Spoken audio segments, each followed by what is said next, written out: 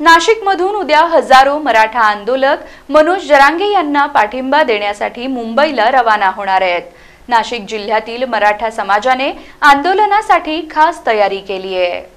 मनोज जरांगे पाटलांच्या मराठा आरक्षण आंदोलनाला पाठिंबा देण्यासाठी नाशिकमध्ये बैठक पार पडली। उद्या नाशिक जिल्ह्यातील सुमारे 5000 मराठा समाज बांधव मुंबईतील आझाद मैदानावर आंदोलनासाठी सहभागी होणार आहेत। यावेळी आंदोलकांनी जेवणाच्या सामग्रीसह विशेष स्टिकर तयार केले असून ते दुचाकी आणि चारचाकी वाहनांवर लावले। प्रत्येक जिल्ह्याला एका दिवसाची आंदोलनाची जबाबदारी देण्यात आली आहे। आंदोलकांनी गणेशोत्सवात गणरायाचे दर्शन घेऊन लोकशाही मार्गाने आंदोलन करण्याचा निर्धार व्यक्त केला। सरकारने दडपशाही न करण्याचे आवाहनही त्यांनी केलंय।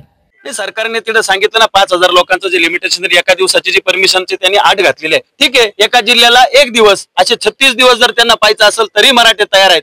आम्ही कायदा कुठेही बिघडवणार नाही, कायद्याचं उल्लंघन करणार नाही। आम्ही इतर वेळी समाज बांधवांना तिथे 5000ची त्यांनी आठ घातली तर बाकीचे मुंबईचं दर्शन करत राहतील आणि दुसऱ्या दिवशी ते समाज बांधव जातील, तिथले समाज बांधव उठतील, परत ते दर्शनाला जातील। असं आम्ही साखळी पद्धतीने जरांगे पाटलांचं कवच म्हणून आणि समाजाच्या न्यायिक हक्कासाठी आम्ही त्या ठिकाणी उपस्थित राहणार आहोत।